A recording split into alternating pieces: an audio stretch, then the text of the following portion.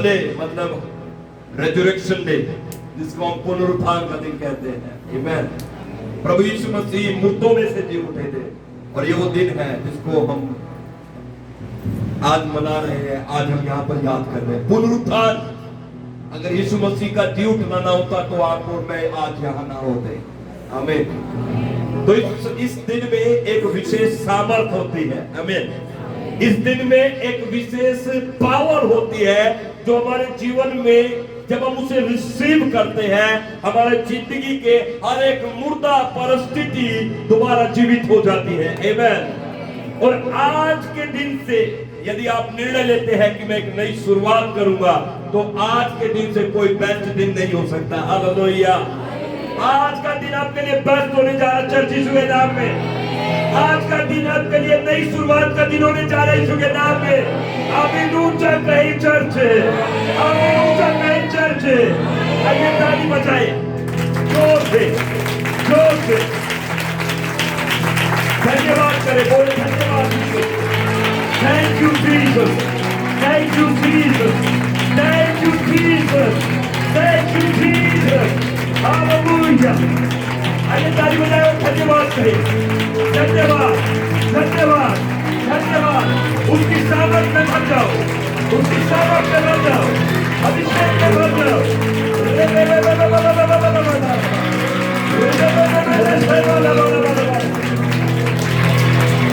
भर जाओ, भर जाओ उसकी सामर्थ में, भर जाओ उसकी सामर्थ में। आपके दिन सारे बंधन टूट जाए इसके नाम में। Hallelujah.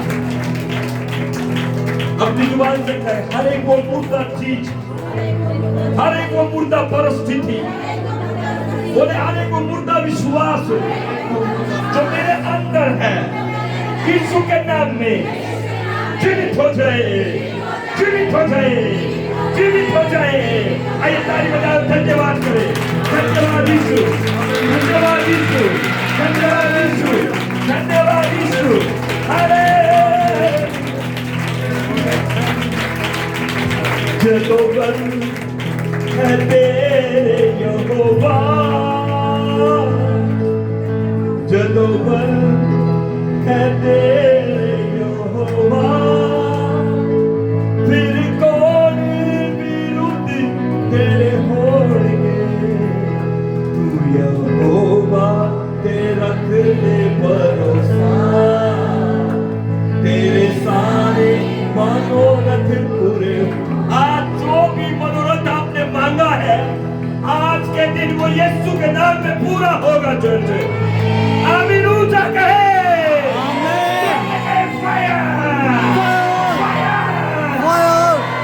Hallelujah, hallelujah, hallelujah, hallelujah, hallelujah, hallelujah, hallelujah, hallelujah, hallelujah. यीशु के नाम में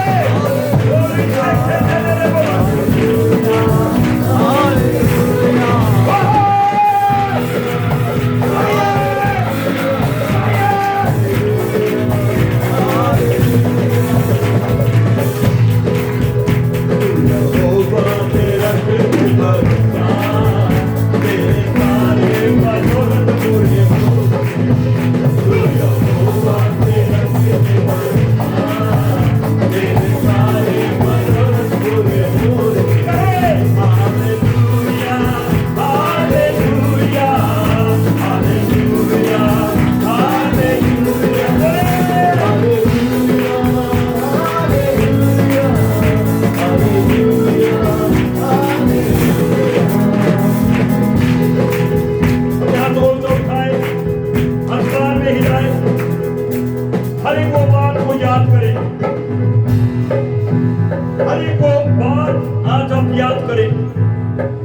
हर एक वो चीज याद करें आज,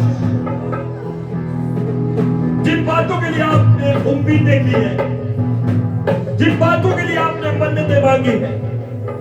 मैं पता नहीं क्यों ये बात बोल रहा हूं, लेकिन मन्नतें मदद सिर्फ कोई नहीं, सिर्फ प्रभु पूरा करता है। मदद प्रभु पूरा करता है चर्च, और आपकी मदद पूरी होने चाहिए सुबेदार में। आपकी मदद पूरी होने चाहिए सुबेदार में। आमीन कहे church. Hallelujah,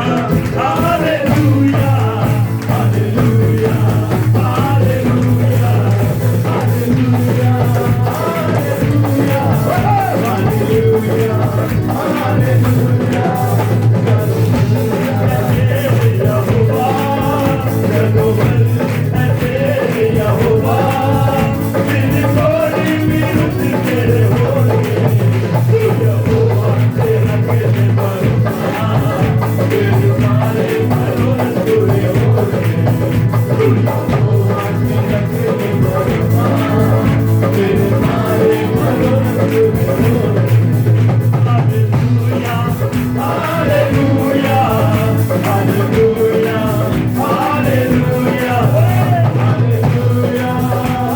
hallelujah, hallelujah, hallelujah.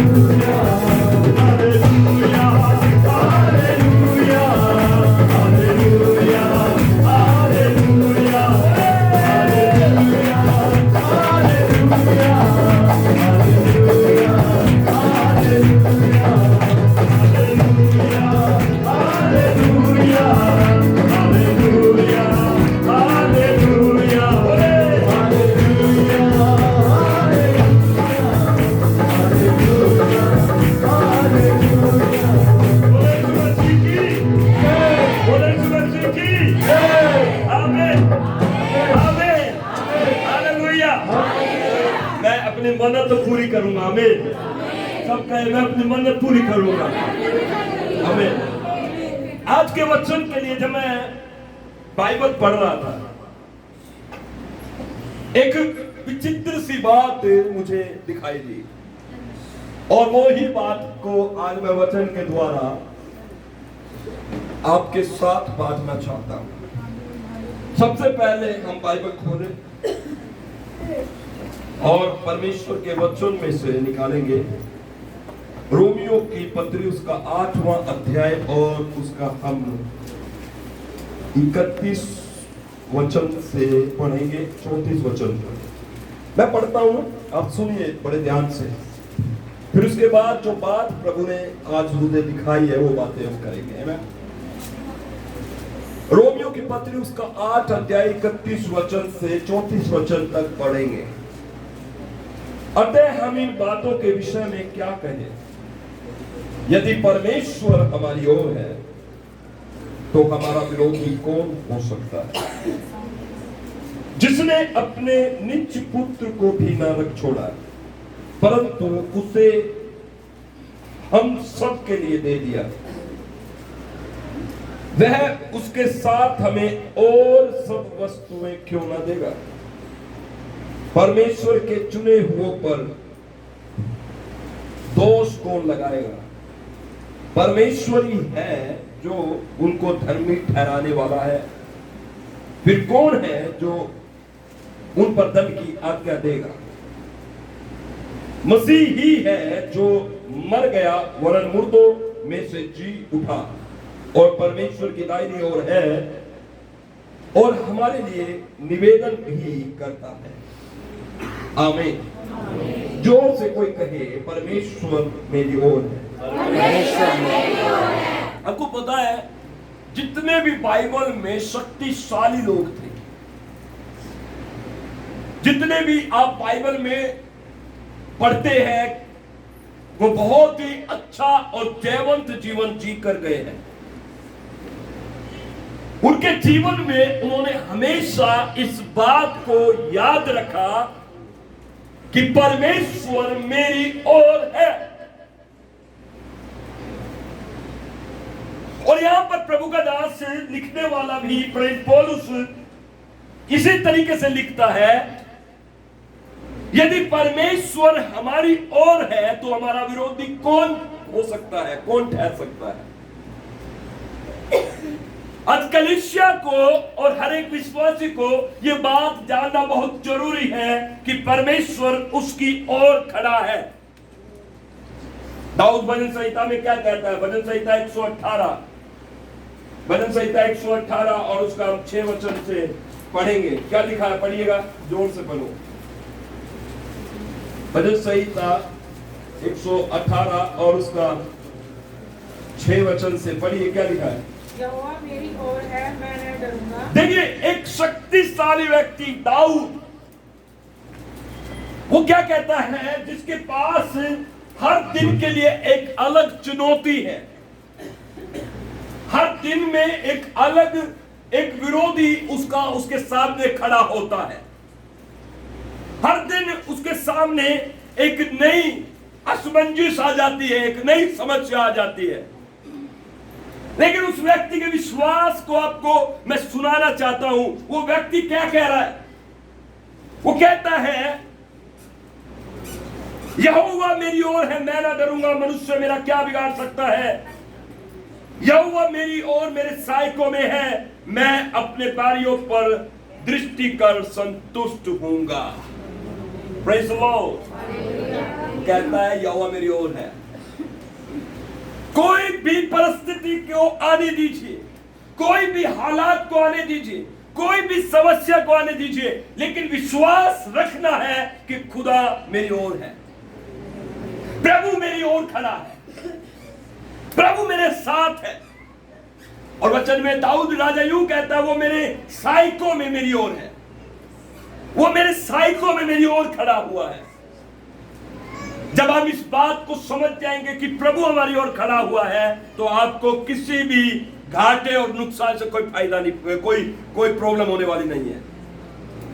हम कई बार सोचते हैं हमारे जीवन में, जब हम नुकसान को, तकलीफों को, घाटे को और अपने जीवन में चैलेंजेस को जब हम देखते हैं, हमें लगता है कि अब शायद हमारी ओर कोई खड़ा नहीं है।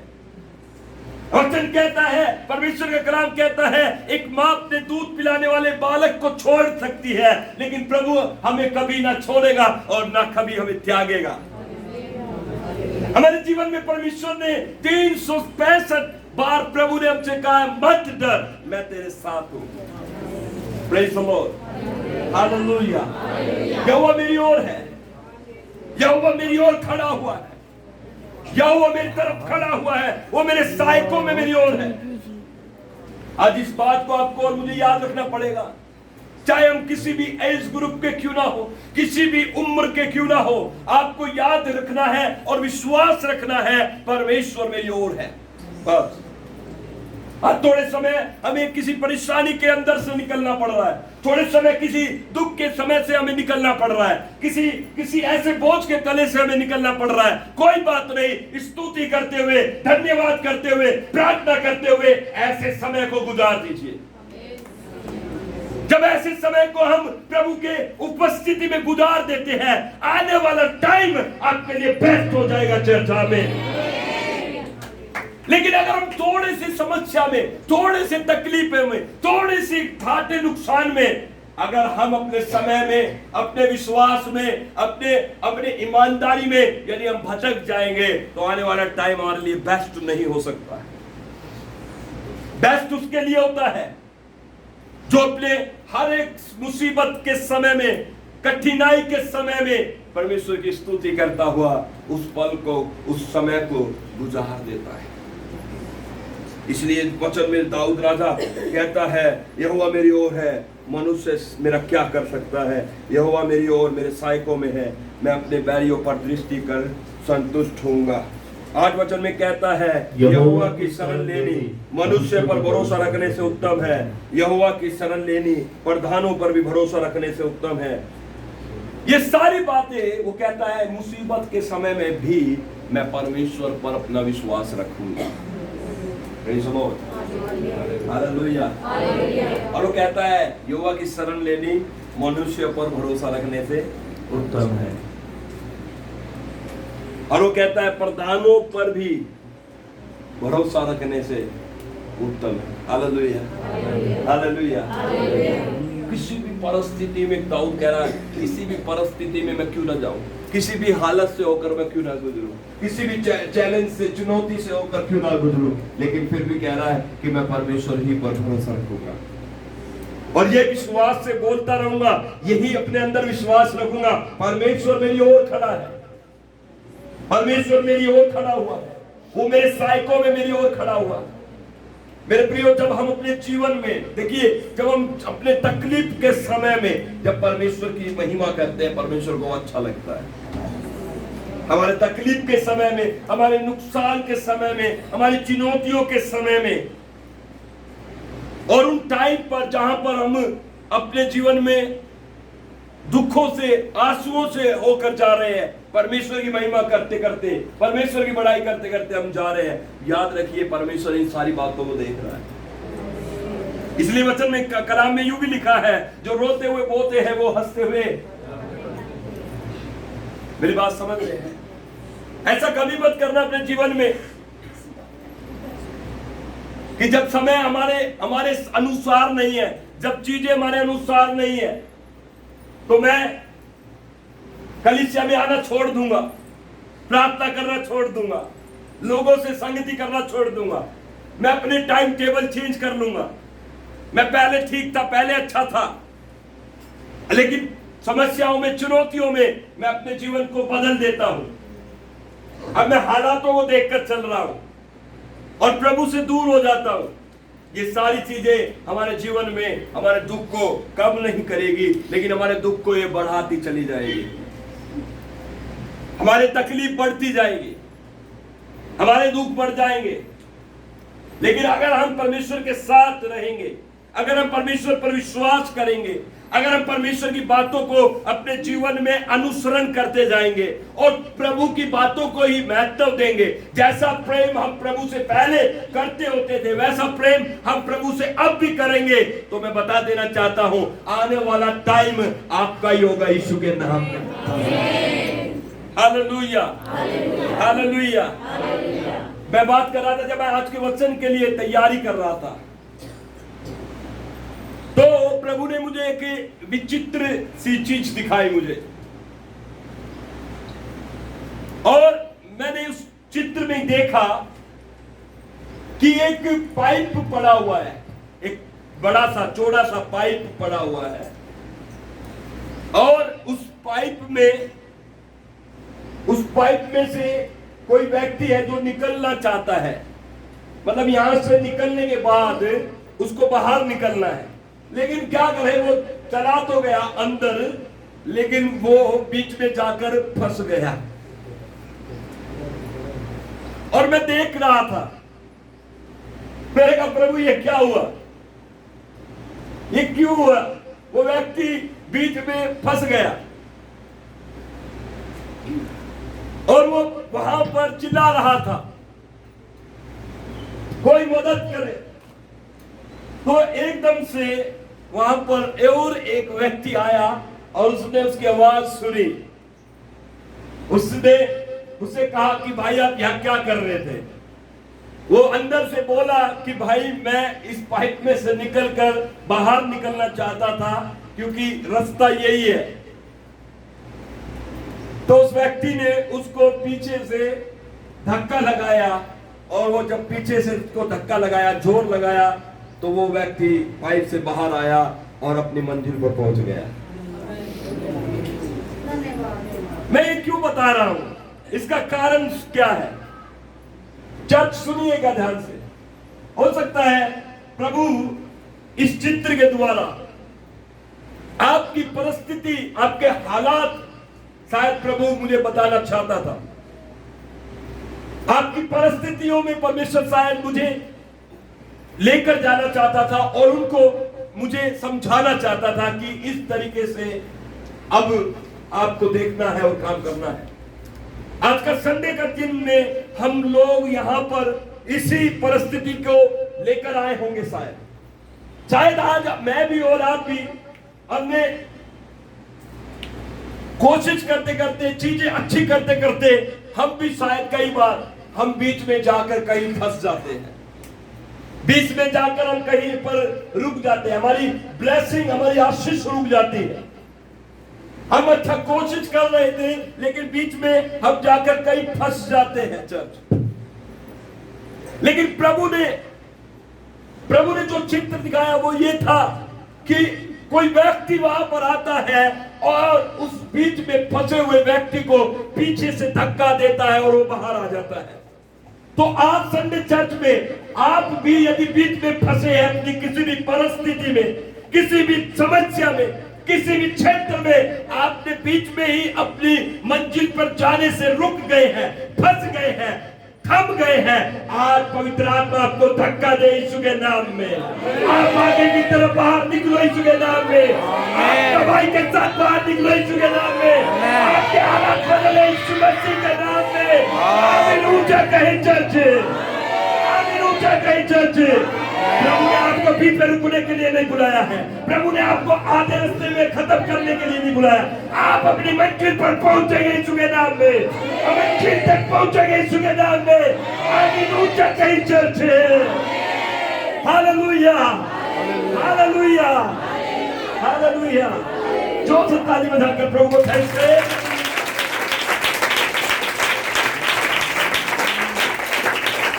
अपनी बाइबल खोलें और मेरे साथ एक वचन निकालेंगे, उत्पत्ति की पुस्तक, उसका 30 अध्याय निकालें।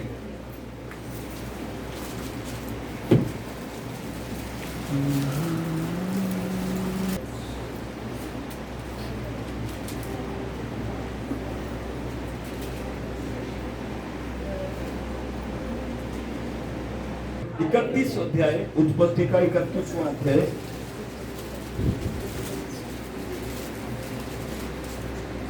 हम सब जानते हैं याकूब के बारे में।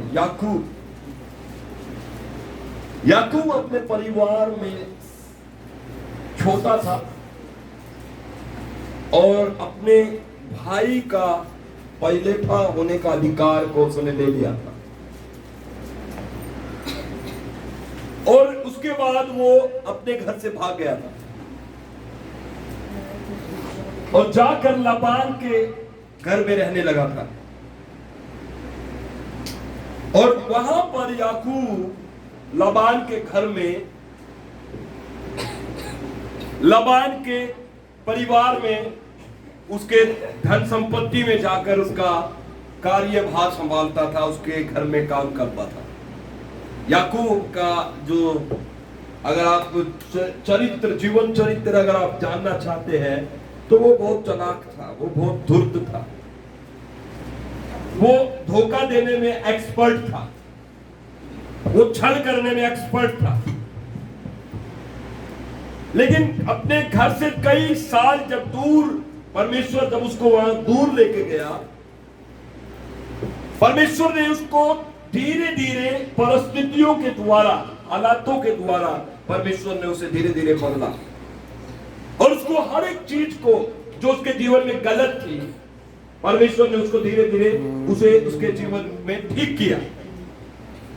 अब याकूब को अपने घर परिवार से दूर रहते हुए कई साल हो गए, कई साल। जब उसके जीवन में बदलाव आया, परिवर्तन आया, और इन सालों के बीच में याकूब जो था एक बहुत ही बड़े परिवार का व्यक्ति हो गया। उसके बच्चे हो गए, 12 पुत्र हो गए, कई सारी स्त्रियां हो गई, भेड़ बकरी, बहुत सारा कुछ हो गया।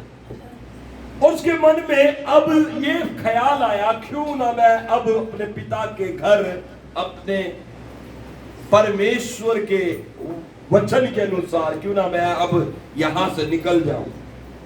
और लाबान जो था याकूब को छोड़ना नहीं चाहता था। लाबान कहता था कि तू यहीं पर रह। वो किसी भी तरीके से याकूब को अपने से अलग नहीं होने देना चाहता था, क्योंकि लाबान जो था उसको ये लाभ हो रहा था, याकूब जो भी कार्य करता था परमेश्वर उसको उसमें आशीष देता था।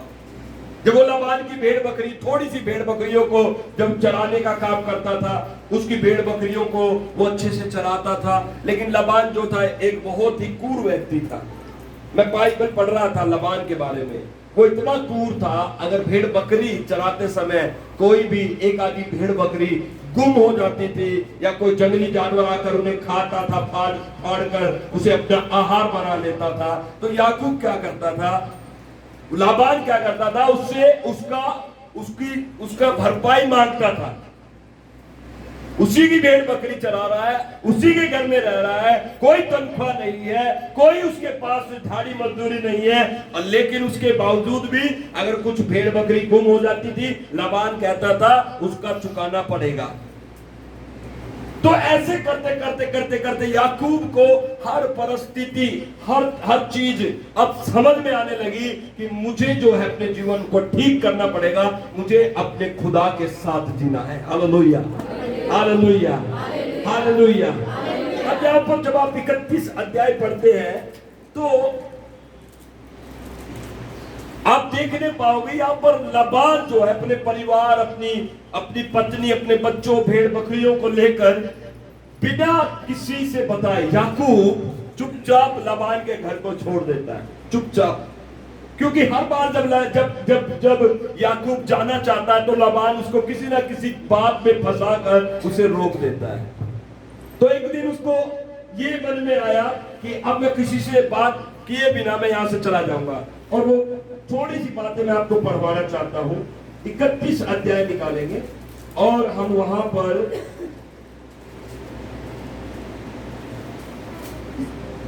31 अध्याय और वहां पर हम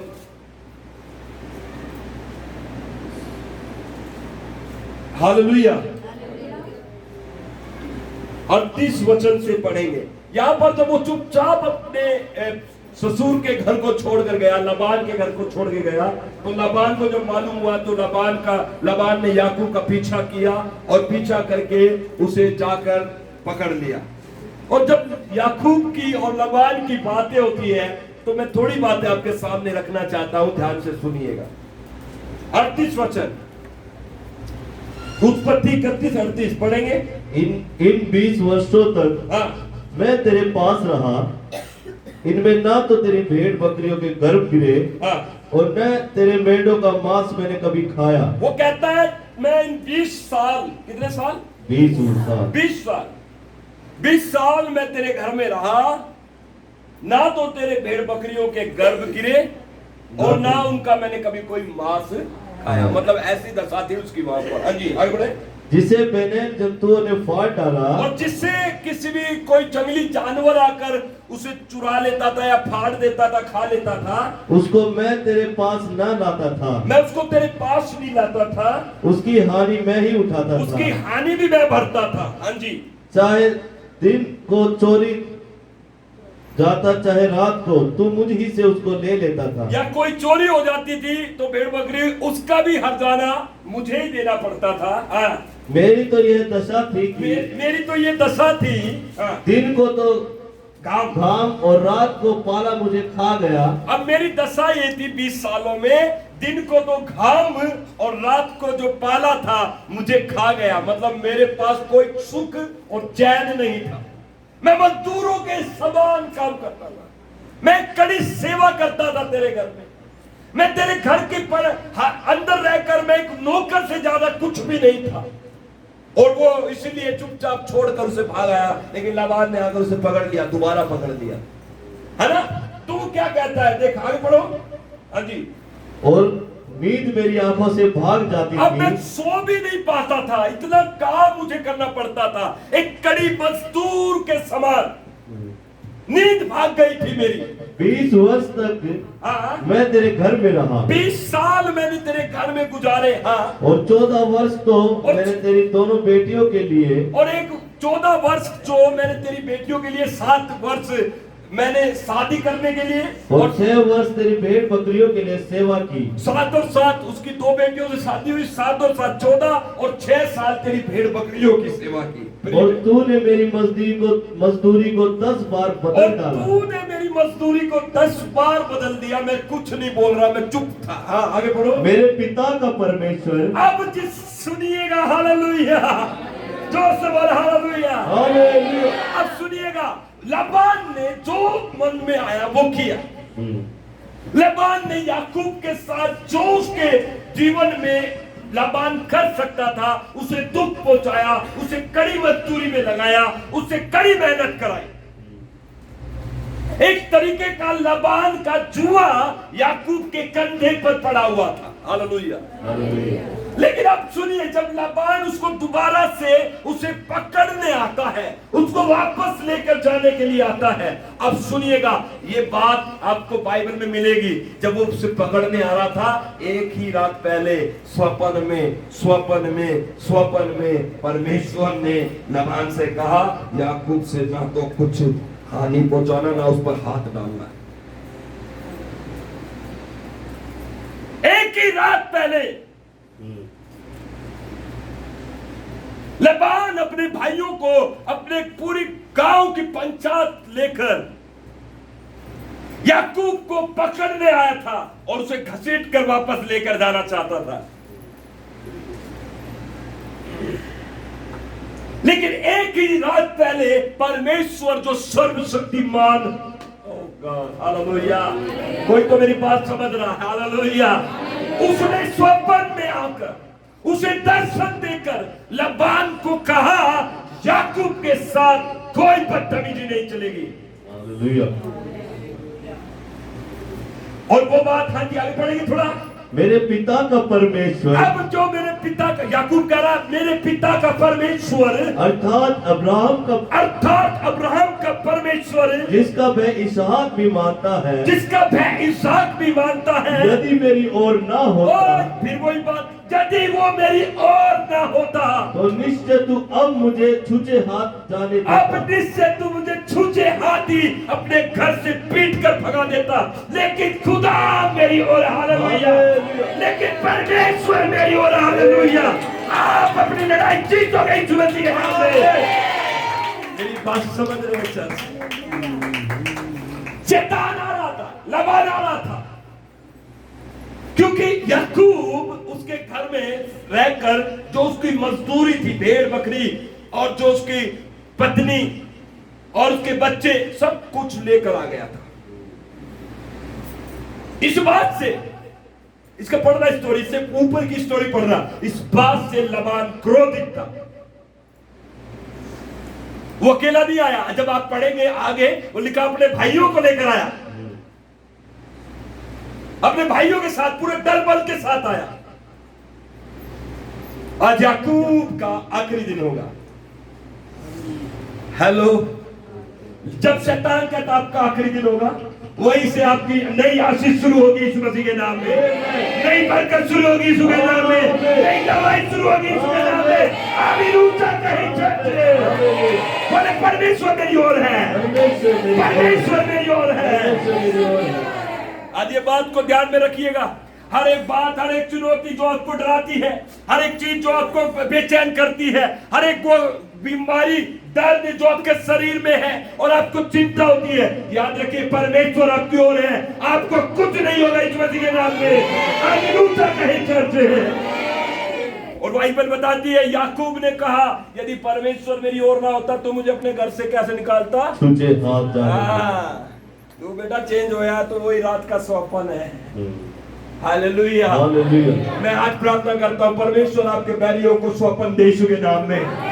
मैं प्रार्थना करता हूँ, जहां पर आपके कान सुनेंगे वहां पर आपके परमेश्वर बात करे यीशु के नाम में, आपकी फाइल बात करे यीशु के नाम में, आपके कागज बात करे यीशु के नाम में, आपके लिए अच्छी रिपोर्ट आई यीशु मसीह के नाम में।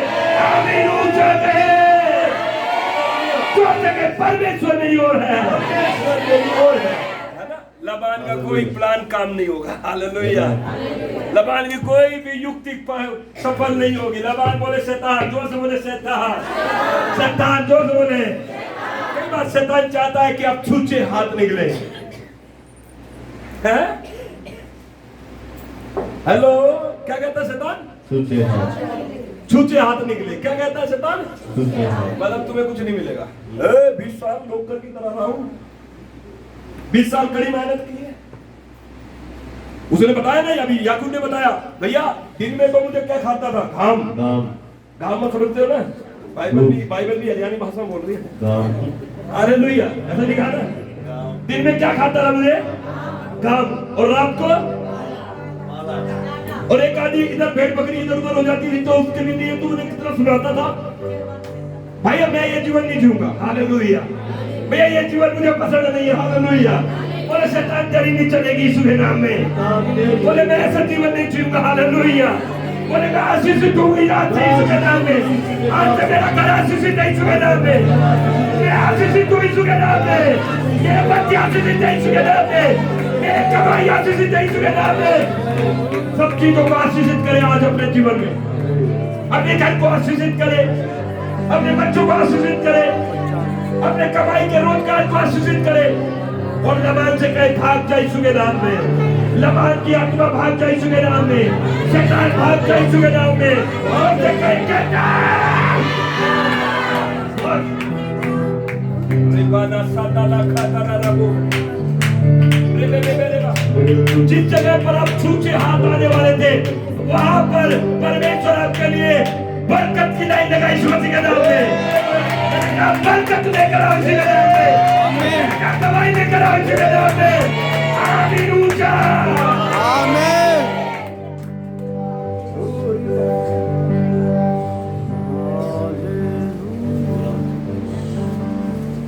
मेरे दुख और मेरे हाथों के परिश्रम को देखकर, मेरा दुख, परमेश्वर ने क्या देखा? मेरा दुख और मेरे हाथों के परिश्रम को देखकर। पहले याकूब अच्छा व्यक्ति नहीं था, याकूब धोखा देता था, याकूब लड़ता था, याकूब के अंदर छल कपट की बातें थी, लेकिन परिस्थितियों ने उसे ठीक कर दिया। जब वो ठीक हो गया तो परमेश्वर की तरफ खड़ा हो गया। आज आप ठीक हो गए, परमेश्वर आपकी तरफ खड़ा हो गया। आज आपने गलती मान ली, परमेश्वर आपकी ओर खड़ा हो गया। आज आपने कहा परमेश्वर तुझसे गलती हुई, मुझे माफ कर। आज परमेश्वर आपकी ओर खड़ा हो गया और आज आपकी लड़ाइयां वो लड़ेगा, आप जीतोगे। याकूब कहता है मेरे दुख और मेरे हाथों के परिश्रम को देखकर परमेश्वर ने बीती रात में तुझे डांटा है लबान, तुझे डांटा। इसलिए आज तू मेरे सामने चुपचाप खड़ा है। तुझे पता है तू अगर मुझे मारेगा, कूटेगा, तलवार से कटवाएगा, तुझे पता तू अपनी फौज के साथ यहाँ से जिंदा वापस ले जाएगा। बोले परमेश्वर मेरी ओर है। बोले परमेश्वर मेरी ओर है। आज अपने जीवन की हर परिस्थिति पर हंसे, क्योंकि आपकी परिस्थिति शर्मिंदा हो चुकी है यीशु मसीह के नाम में।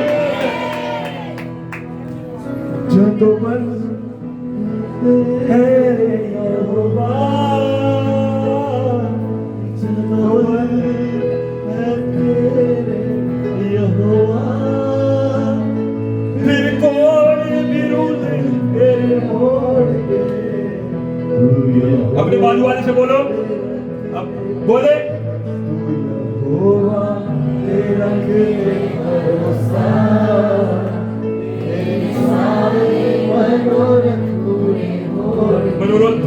मनोरथ क्या होता पता ना? इच्छाएं, जो भी उम्मीदें हैं, जो भी मन्नतें हैं, वो सब पूरी होंगी। इस साल खत्म होने से पहले आप अपनी मन्नत पूरी करोगे। मैंने कहा ये साल खत्म होने से पहले आप मन्नत के साथ पूरे आओगे।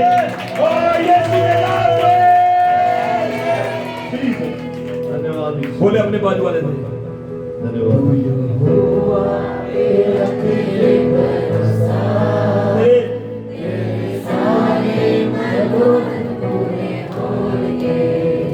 यहोवा शालोम चर्च क्रिसमस से पहले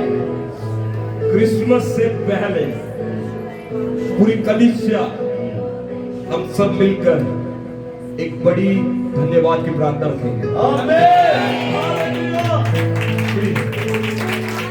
ये सिर्फ मेरे लिए नहीं होगी, कलीसिया के लिए नहीं होगी, पूरी कलीसिया के लिए होगी। एक बड़ा थैंक्सगिविंग का पर्व हम मनाएंगे यीशु मसीह के नाम में, क्योंकि यहोवा मेरी मन्नतों को पूरा करने जा रहा है।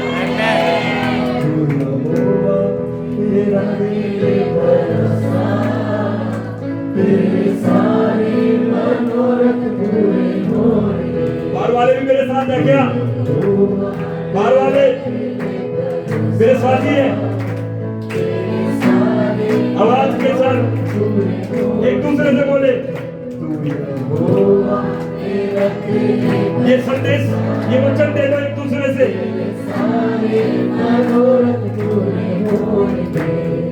Hallelujah hallelujah hallelujah hallelujah hallelujah hallelujah hallelujah hallelujah. खड़े हो जाओ। आपके खड़े होने में, जब आप खड़े हो रहे हो, एक विजेता के समान खड़े हो जाओ, एकदम राइट नाउ, विजेता के समान। जीसस, विश्वास करें, खुदा ने आज सब चेंज कर दिया है। आप छूछे हाथ नहीं आ रहे हैं। हालेलुया। अपने बाजू वाले ने बोले मैं छूछे हाथ नहीं आ रहा, छूछे हाथ नहीं आ रहा। बोले मैं छूछे हाथ बाहर नहीं आऊंगा, छूछे हाथ बाहर नहीं आऊंगा। बोले मैं गवाही के साथ आऊंगा, मैं मन्नत पूरी करने के साथ आऊंगा, जोर से कहे मैं थैंक्स गिविंग के साथ आऊंगा, धन्यवाद के साथ आऊंगा, क्योंकि अब्राहम का परमेश्वर, जोर से बोले अब्राहम का परमेश्वर, इसहाक का परमेश्वर, याकूब का परमेश्वर मेरी ओर है, मेरी ओर है, मेरी ओर है, मेरी ओर है, मेरी ओर है, मेरी ओर है, मेरी ओर है, मेरी ओर है। बढ़ जाए पवित्र आत्मा में। हालेलुया।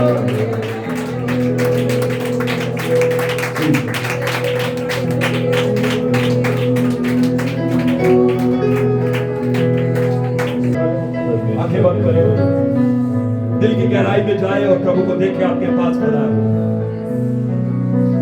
दिल की गहराई में जाए और देखे प्रभु आपके पास खड़ा है।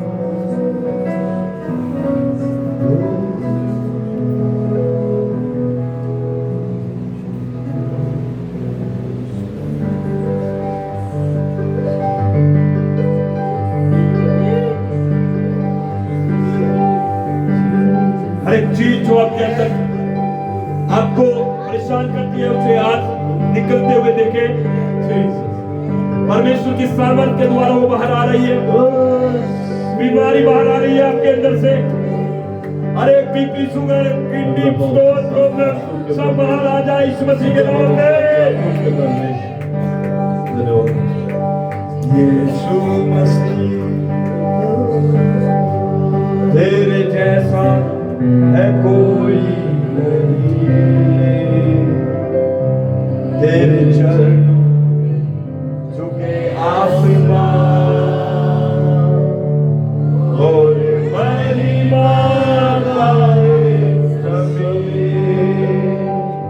यीशु मसीह पूरी कलीसिया कहे तेरे जैसा है कोई नहीं, तेरे चरणों में झुके आसमान